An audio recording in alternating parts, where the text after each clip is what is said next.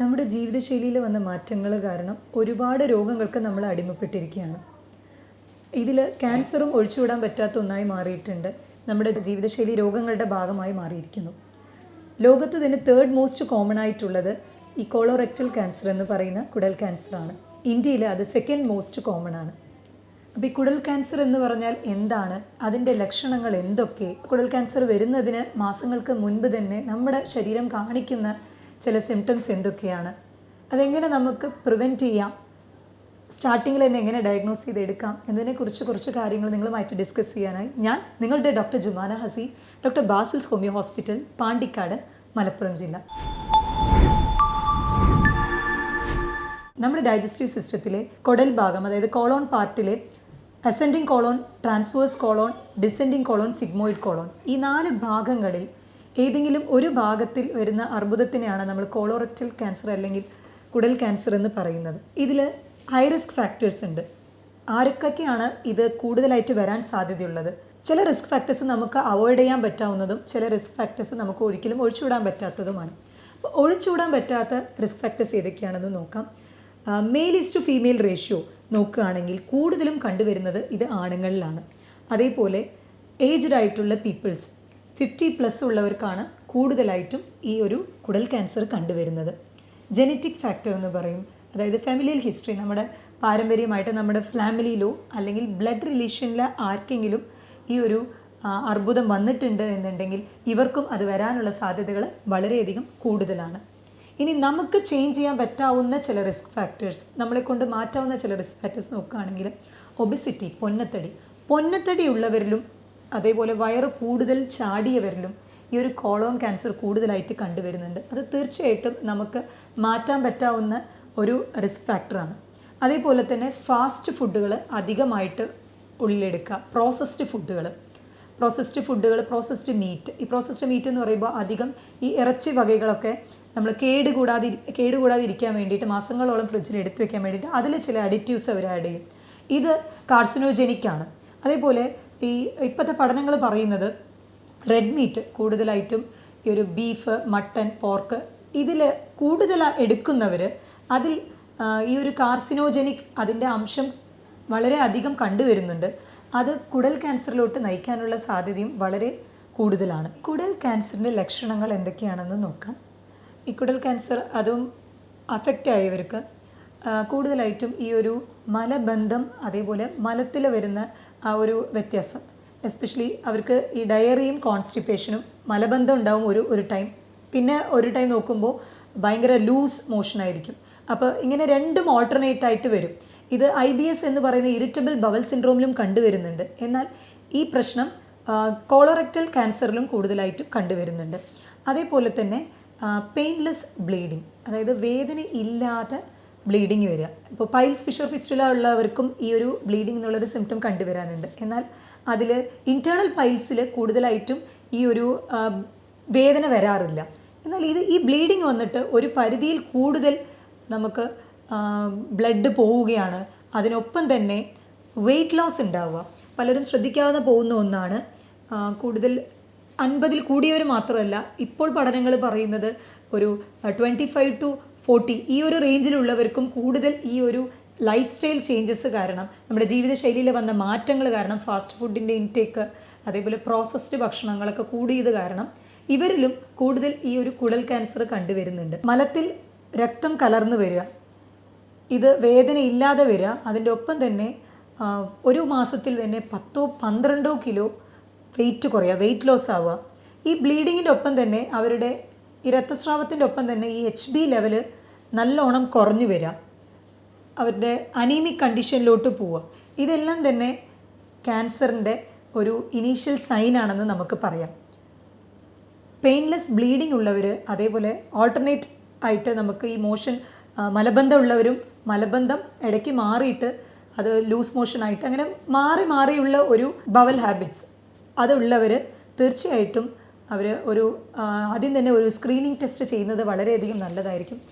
Screening ടെസ്റ്റിനായിട്ട് നമ്മൾ fecal occult blood test നമ്മൾ പറയാറുണ്ട്, ഫീക്കൽ ഒക്കൾട്ട് ടെസ്റ്റ്. ഇപ്പോൾ ഈ മലത്തിൽ രക്തമുണ്ടോ എന്നുള്ളത് ടെസ്റ്റ് ചെയ്ത് നമുക്ക് ആദ്യം സ്ക്രീൻ ചെയ്ത് അത് നോക്കാവുന്നതാണ്. നമ്മുടെ ജീവിതശൈലിയിൽ എന്തൊക്കെ മാറ്റങ്ങൾ വരുത്തിച്ചു കഴിഞ്ഞാൽ ഈ ഒരു കുടൽ ക്യാൻസറിൽ നിന്ന് നമുക്ക് രക്ഷപ്പെടാം എന്നുള്ളത് നോക്കാം.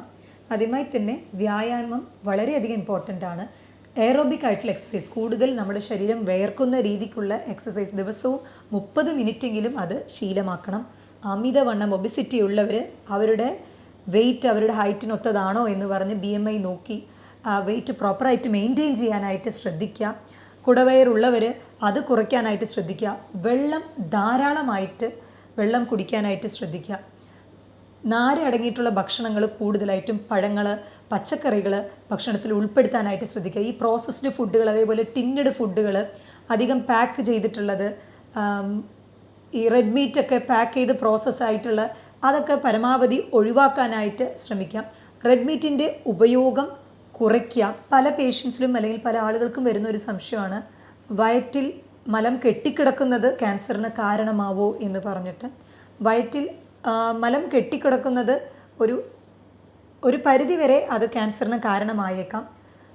സ്ഥിരമായി മലബന്ധമുള്ളവർ അവരുടെ ആ ഒരു പ്രശ്നം സോൾവ് ചെയ്യാനായിട്ട് ശ്രദ്ധിക്കണം. അതിനായിട്ട് ഭക്ഷണത്തിലുള്ള ചില മാറ്റങ്ങൾ വരുത്തിക്കണം. ധാരാളം വെള്ളവും ഇൻക്ലൂഡ് ചെയ്യാനായിട്ട് ശ്രദ്ധിക്കണം. അതേപോലെ വയറിൽ ഗ്യാസ് കെട്ടിക്കിടക്കുന്നത്, ഈ ചിലർക്ക് ഭക്ഷണം കഴിച്ചു കഴിയുമ്പോൾ വയറ് വീർക്കുക, അങ്ങനത്തെ ചില ലക്ഷണങ്ങളുണ്ട്. ഇത് ക്യാൻസറിൻ്റെ സിംറ്റംസ് ആണോ എന്ന് പറഞ്ഞ് പലരും ചോദിക്കാറുണ്ട്. വയറിൽ ഗ്യാസ് കെട്ടിക്കിടക്കുന്നത് അല്ലെങ്കിൽ മലബന്ധം സ്ഥിരമായിട്ട് വരുന്നത്, ഇതെല്ലാം തന്നെ നമ്മൾ ഇറിറ്റബിൾ ബവൽ സിൻഡ്രോം എന്ന് പറഞ്ഞ IBSൻ്റെ ലക്ഷണമായിട്ടാണ് കൂടുതൽ അതിന് അസോസിയേറ്റഡ് ആയിട്ടുള്ളത്. അപ്പോൾ ഈ വയറിലെ ഗ്യാസ് കെട്ടിക്കിടക്കാനായിട്ടുള്ള പ്രധാന കാരണം എന്താണെന്ന് വെച്ചാൽ നമ്മുടെ ആമാശയത്തിലും അതേപോലെ നമ്മുടെ ഡൈജസ്റ്റീവ് സിസ്റ്റത്തിൽ മെയിനായിട്ട് കുടലിലൊക്കെ തന്നെ നല്ല ബാക്ടീരിയകളും അതേപോലെ ചീത്ത ബാക്ടീരിയകളും കൂടുതലായിട്ടുണ്ട്. അപ്പോൾ ഈ നല്ല ബാക്ടീരിയകൾ വളരുന്നത് ഓക്കെയാണ്, പക്ഷേ അതൊരു പരിധിക്ക് കഴിഞ്ഞ് അതിൻ്റെ ഗ്രോത്ത് അധികമാവുമ്പോൾ അത് തീർച്ചയായിട്ടും ഈ മലം കെട്ടിക്കിടക്കുന്നതിന്, അതേപോലെ കൂടുതൽ ചിലർക്ക് ഗ്യാസിൻ്റെ കംപ്ലയിൻറ്റ്സ് ഉണ്ടാവുക, കൂടുതലായിട്ട് വയറിൽ ഗ്യാസ് കെട്ടിക്കിടക്കുക, ഭക്ഷണം കുറച്ച് കഴിക്കുമ്പോഴേക്കും വയറ് ഫില്ലായ പോലുള്ള ഒരു സെൻസേഷൻ, ഇതൊക്കെ ഈ ഒരു അമിതമായിട്ടുള്ള ഈ ഒരു ബാക്ടീരിയകൾ കൂടുന്നത് കൊണ്ടാണ്. അതിന് പ്രധാന കാരണമായിട്ട് വരുന്നത്, പലരും ഈ അസിഡിറ്റിയാണ് പ്രശ്നം എന്ന് പറഞ്ഞിട്ട് അവർ രാവിലെ തന്നെ എന്തെങ്കിലും ഒരു ആൻറ്റാസിഡ് ടാബ്ലറ്റ്സ് അല്ലെങ്കിൽ അതുമായിട്ട് റിലേറ്റ് ചെയ്തിട്ടുള്ള എന്തെങ്കിലും അസിഡിറ്റി കുറയ്ക്കാനായിട്ടുള്ള ടാബ്ലറ്റ്സ് കഴിക്കും. പക്ഷെ നമ്മുടെ ബോഡിക്ക് പ്രധാനമായിട്ടും ആവശ്യമുള്ള നല്ല ബാക്ടീരിയാസ് ആ ഒരു ലെവലിൽ, അതേ ലെവലിൽ ആ ഒരു മെയിൻറ്റെയിൻ ചെയ്യാനായിട്ട് നമ്മുടെ ബോഡിയിൽ ആ ഒരു അസിഡിറ്റി, നമ്മുടെ ആമാശയത്തിലുള്ള ആസിഡ് കണ്ടൻറ്റ് വളരെയധികം ഇമ്പോർട്ടൻ്റ് ആണ്.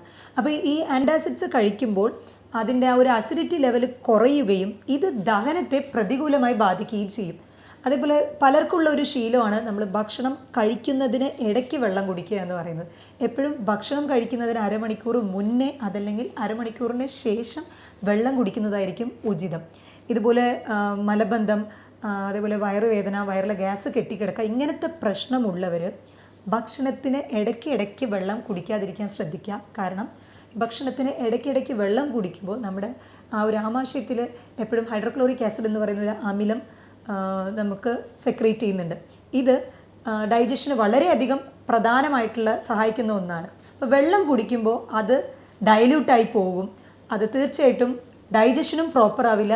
നമ്മുടെ ബോഡിക്ക് ആവശ്യമായിട്ടുള്ള പോഷകങ്ങൾ അത് അബ്സോർബ് ചെയ്ത് എടുക്കാനും നല്ല ബുദ്ധിമുട്ടായിരിക്കും. അപ്പോൾ ഇങ്ങനത്തെ കംപ്ലൈൻറ്റ് ഉള്ളവർ ഈ ഒരു കാര്യം തീർച്ചയായിട്ടും ശ്രദ്ധിക്കേണ്ടതാണ്. ഒഴിച്ചുകൂടാൻ പറ്റാത്ത റിസ്ക് ഫാക്ടേഴ്സിലൊന്നാണ് നമ്മുടെ ശരീരത്തിൽ എന്തെങ്കിലും കോശങ്ങൾക്ക് കേടുപാട് സംഭവിച്ചു കഴിഞ്ഞാൽ അത് നശിപ്പിക്കാനായിട്ട് നമ്മുടെ ശരീരത്തിന് തന്നെ ഒരു മെക്കാനിസം ഉണ്ട്. എന്നാൽ പ്രായം കൂടുന്തോറും ഇതിൻ്റെ ആ ഒരു കപ്പാസിറ്റി കുറഞ്ഞു വരും. അപ്പോൾ നമ്മുടെ കോശങ്ങൾക്ക് എന്തെങ്കിലും ഡാമേജ് ഉണ്ടെങ്കിൽ അത് സെൽഫ് ഡിസ്ട്രക്ഷൻ ആവാതെ, സ്വയം അത് നശിപ്പിക്കാതെ അത് അടിഞ്ഞുകൂടി അത് വേറെ കോശങ്ങളായിട്ട് മാറാനായിട്ട്, മ്യൂട്ടേഷൻ സംഭവിക്കാനായിട്ടുള്ള സാധ്യതകൾ കൂടുതലാണ് ഈ ഒരു പ്രായം കൂടുന്തോറും.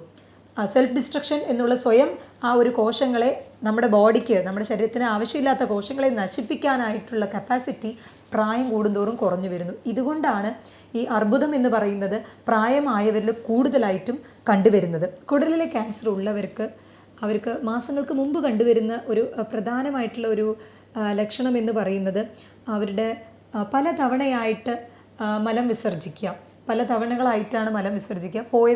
മോഷൻ പോയതിനു ശേഷം പിന്നെയും പോകണം എന്നൊരു തോന്നൽ ഇടയ്ക്കിടയ്ക്ക് ഉണ്ടാവുക, വിശപ്പില്ലായ്മ അല്ലെങ്കിൽ വയറുവേദന, ഭക്ഷണം കഴിച്ച ഉടനെ ഓക്കാനിക്കാൻ തോന്നുക, കൂടുതൽ ക്ഷീണമാവുക, ഞാൻ പറഞ്ഞ പോലെ വെയിറ്റ് ലോസ്, ഒരു മാസത്തിൽ 10 അല്ലെങ്കിൽ 15 കിലോ വെയിറ്റ് കുറയുക, ഇതൊക്കെ തന്നെ മാസങ്ങൾക്ക് മുൻപേ തന്നെ കാണിച്ചു വരുന്ന ലക്ഷണങ്ങളാണ്. ഇനി ഈ കോളോറെക്ടൽ ക്യാൻസർ അല്ലെങ്കിൽ കുടൽ ക്യാൻസറിൽ 4 സ്റ്റേജസ് ഉണ്ട്. ഇതിൽ ആദ്യത്തെ 2 സ്റ്റേജസിലും നമുക്ക് ലക്ഷണങ്ങൾ അത് പുറത്തോട്ട് കാണിക്കില്ല. എന്നാൽ എങ്ങനെ നമുക്കിത് തിരിച്ചറിയാമെന്ന് പറയണമെങ്കിൽ 50 വയസ്സിന് മുകളിലുള്ളവർ അല്ലെങ്കിൽ ഈ ലക്ഷണങ്ങൾ, ഈ പ്രശ്നങ്ങളുള്ളവർ, മലവിസർജനത്തിൽ പ്രോബ്ലം ഉള്ളവർ, അതേപോലെ ഈ അസിഡിറ്റിയുടെ കംപ്ലൈൻറ്റുകൾ ഉള്ളവർ ഒരു കൊളോണോസ്കോപ്പി ചെയ്ത് നോക്കുകയാണെങ്കിൽ തീർച്ചയായിട്ടും അതിൽ എന്തെങ്കിലും മുഴകളുണ്ടോ എന്നുള്ളത് നമുക്ക് തിരിച്ചറിയാനായിട്ട് സാധിക്കും. മോസ്റ്റ്ലി ഈ ഒരു കൊളോണോസ്കോപ്പി ചെയ്ത് കഴിയുമ്പോൾ അധികം ആളുകളിലും കണ്ടുവരുന്ന ഒന്നാണ് ഈ പോളിപ്പ് എന്ന് പറയുന്ന ചെറിയ ചെറിയ കുമിളകൾ പോലെ നമ്മുടെ ഈ ഒരു കോളോൺ, ആ ഭാഗത്തിൽ, വൻകുടലിൻ്റെ ആ ഒരു ഭാഗത്തിൽ ചെറിയ ചെറിയ കുമിളകളായിട്ട് കണ്ടുവരും. ഈ പോളിപ്പ് ചിലർക്ക് പിന്നീട് ക്യാൻസറസ് ആവാനുള്ള സാധ്യതകൾ കൂടുതലാണ്. എന്നാൽ ചിലർക്ക് ആ പോളിപ്പ് അത് അങ്ങനെ തന്നെ അതിൻ്റെ സൈസ് ഒന്നും മാറാതെ അങ്ങനെ മെയിൻറ്റെയിൻ ആവാനും സാധ്യതകളുണ്ട്. അപ്പോൾ പോളിപ്പ് ഉള്ളവർക്ക് ക്യാൻസർ വരാൻ സാധ്യതകൾ ഉള്ളത് കൊണ്ട് തന്നെ അവർ അത് റിലേറ്റഡ് ആയിട്ടുള്ള ഭക്ഷണങ്ങൾ കുറയ്ക്കാനായിട്ട് ശ്രദ്ധിക്കുക. അതായത് റെഡ് മീറ്റ്, അതേപോലെ തന്നെ പ്രോസസ്ഡ് ഫുഡുകൾ, ഫാസ്റ്റ് ഫുഡുകളൊക്കെ അവോയ്ഡ് ചെയ്യാനായിട്ട് ശ്രദ്ധിക്കുക.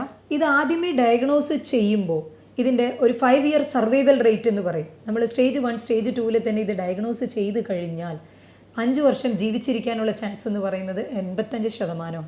എന്നാൽ ഇത് സ്റ്റേജ് 4 എത്തുകയാണ്, കൂടുതൽ രക്തസ്രാവം ഉണ്ടായിട്ട്, അതേപോലെ വേറെ സ്റ്റേജിലോട്ട് ആ ക്യാൻസർ വേറെ സ്ഥലങ്ങളിലേക്ക് സ്പ്രെഡ് ആവുന്ന സ്റ്റേജിലോട്ട് എത്തുകയാണെങ്കിൽ അതിൻ്റെ സർവൈവൽ റേറ്റ് എന്ന് പറയുന്നത്, 5 വർഷം ജീവിച്ചിരിക്കാനുള്ള റേറ്റ് എന്ന് പറയുന്നതാണ് ഈ സർവൈവൽ റേറ്റ് എന്ന് പറയുന്നത്. അത് നോക്കുകയാണെങ്കിൽ 15%. അപ്പോൾ ഈ കോളോറെക്ടൽ ക്യാൻസർ അല്ലെങ്കിൽ കുടൽ ക്യാൻസറിൻ്റെ ലക്ഷണങ്ങൾ എന്തൊക്കെയാണെന്ന് നമ്മൾ തുടക്കമേ തന്നെ അത് തിരിച്ചറിയേണ്ടത് വളരെയധികം ഇമ്പോർട്ടൻ്റ് ആണ്. ഒരു 50 വയസ്സിന് മുകളിലുള്ളവരാണ് അവർക്ക് ഫ്രീക്വൻ്റ് ആയിട്ട് ഇതുപോലെ മലത്തിൽ ബ്ലഡ് കണ്ടുവരുന്നുണ്ട്, ബ്ലീഡിങ് കണ്ടുവരുന്നുണ്ട്, ക്ഷീണം അനുഭവപ്പെടുന്നുണ്ട്, അതേപോലെ വെയിറ്റ് ലോസ് ഒക്കെ ഉണ്ടെങ്കിൽ തീർച്ചയായിട്ടും ഒരു കൊളോണോസ്കോപ്പി ചെയ്ത് അത് ഡയഗ്നോസിസ് മുന്നേ തന്നെ ചെയ്യുന്നതായിരിക്കും ഏറ്റവും ഉചിതം. മലബന്ധം, അതേപോലെ ഗ്യാസ് കെട്ടിക്കിടക്കുക, ഈ ഒരു പ്രശ്നങ്ങളും പലരിലും പിന്നീട് ഇത് ക്യാൻസർ ആയേക്കുമോ എന്നുള്ളൊരു ഭയം ഉണ്ടാവാറുണ്ട്. അപ്പോൾ സ്റ്റാർട്ടിങ്ങിൽ തന്നെ ഇതിൻ്റെ ആ ഒരു ജീവിതശൈലിയിലെ മാറ്റങ്ങൾ വരുത്തിച്ച് ഈ ഒരു പ്രശ്നം കൺട്രോളിൽ കൊണ്ടുവരാം.